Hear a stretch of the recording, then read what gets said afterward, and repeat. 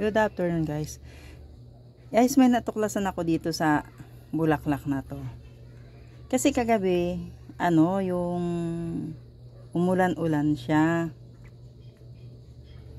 Tapos, tinitingnan ko yung yung alugbati na yan dyan.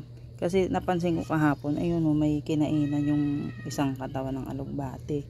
So, alam ko may, may kuhol or suso. So, nakita ko.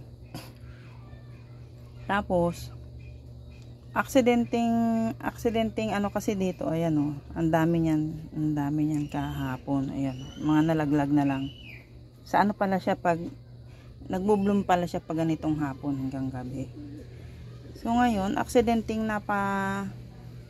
dinudukwang ko yung dyan, alugbati. Aksidenteng napalapit yung ilong ko banda rito, yung mga natuyo na. Tapos sabi ko, parang may naamoy ako. Tapos inulit ko, inamoy ko siya. May amoy nga siya. Ayan o. Parang yung maasim-asim na I can't explain the smell. Ayan o. Ano ba? Basta may amoy siya. Mabango. Mabango yung amoy kasi hindi ko alam kung saan ko ito nakuha yung buto nito. Kasi doon sa sa may talipapa, gustong-gusto ko kasi ito nung pag-uwi ko galing sa sa Oman. Nung dinala ko yung mga anak ko doon sa isla ng Pulilio, doon sa hipag ko. Lang to, yung nasa damuhan lang to eh. Sa damuhan lang. May iba-ibang kulay. Ang ganda niya. Tapos hindi siya nawala ko yung mga buto. So dito pag lumalabas ako, sinisiay ko yung mga gilid-gilid ng, alam niyo na, sa mga bahay-bahay pag nakakita ako ng So nakakita ako nito sa Orban. Ang alam ko to walang amoy kasi yung lagi ko nakikita yung puti, yung fuchsia pink, at saka yung basta ang lagi ko nakikita yung fuchsia pink. Hindi ganito. Ito kasi may design yung bulaklak. Ayan o. Yung plain lang siya. Wala siyang amoy. Kaya nagulat ako kagabi. Meron siyang amoy. Ayan o. Hindi ko mapaliwanag. Pero parang naamoy ko na before tong ganitong amoy sa basta hindi ko siya. Meron siyang amoy. So ngayon, nung nakaraang last week lang, Tuesday, nung pumunta kami doon sa sabi ko doon sa mga kasama kong kabataan pati mga anak ko, maglakad lang kami kasi naghahanap nga ako ng iba-ibang kulay pa nito, bulaklak. So meron akong puti na, tapos yung fuchsia na sinasabi kong plain, meron. Tapos may dilaw din ata ako. Naitanim ko na ata dito naitanim ko na yung ibang buto, inaanay yan kasama niya, kasama nito. Hindi ko alam kung alin dito sa mga paso na to yung napaglagyan ko. So naantay ko na lang na mag-sprout ng ganyan. So yun, hindi ko pa alam kung anong kulay yung mga yun. So kaya nagulat ako na may buto, may pala siya, may na siya, may amoy. Kasi nga yung fuchsia pink na plain na walang design na ganito. Ito kasi may design Tsaka yung pangkaraniwan na nakikita yung fuchsia pink. Siya, yung makinis yan. Walang ganito Ayan yung hati na yan sa gitna. Basta makinis yan, plain.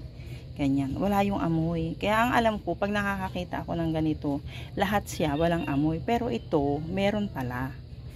So, yun, pag nakakita ako ng fuchsia pink na uli na yun, pupunta kami na Urban ngayon Tuesday kasi ngayon.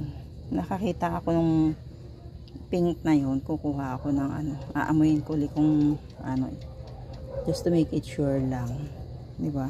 Yun yung gusto ko talaga Ito, aksidente lang tong, basta kumuha ako ng buto niya. Nung umalis ako papuntang Saudi, ito yung, marami akong halaman dito na naiwan.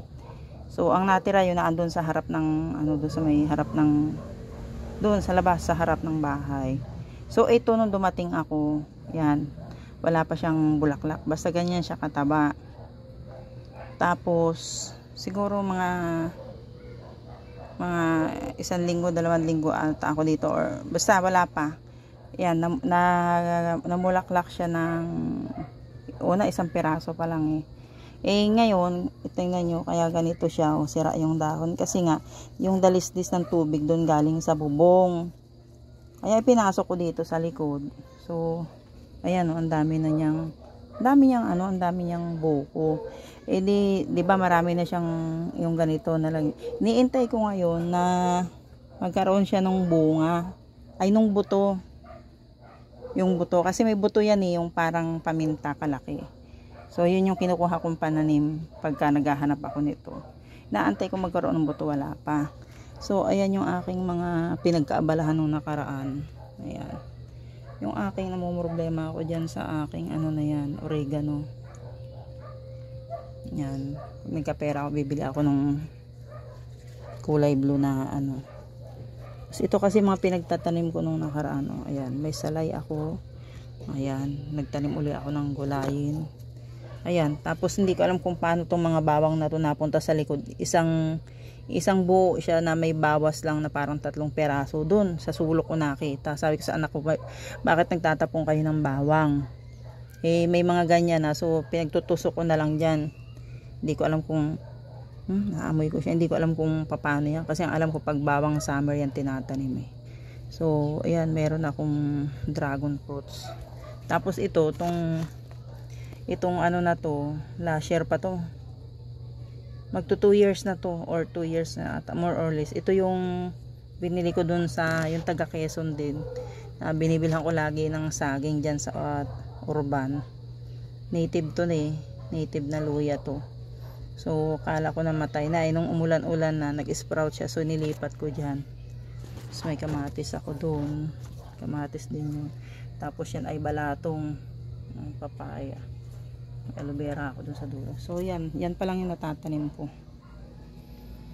Tapos ito kanina ko lang yung tinanim. Yung mga pasok ko na, ayan yung mga pasok ko nung iniwan ko nung nagpunta ako ng Saudi. Aalis ako ng marami akong tanim. Pag uwi ko, paso na lang natitira. Tsaka ayan, lupa. Tapos ito nagtanim ako. Naghahanap ako ng nung na.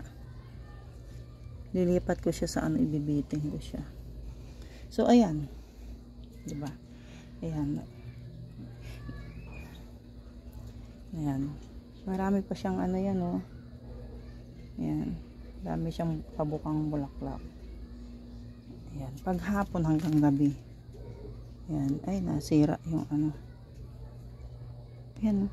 Ay, alam ko na. Nakuha ko na, naalala ko na yung amoy niya. Yung, di ba pag sa sa first Sunday, yung Holy Communion, yung grapes na juice, ganun yung amoy niya. You know? Ganun yung amoy niya. Amoy grapes. Yun. Alala ko na. Nag-grapes kasi kami nung nakarang araw. Yan o, amoy grapes yung yung bulaklak niya. So, ayan. Nakuha ko rin kung anong amoy yung meron siya. So, yun lang. Just to flex you lang.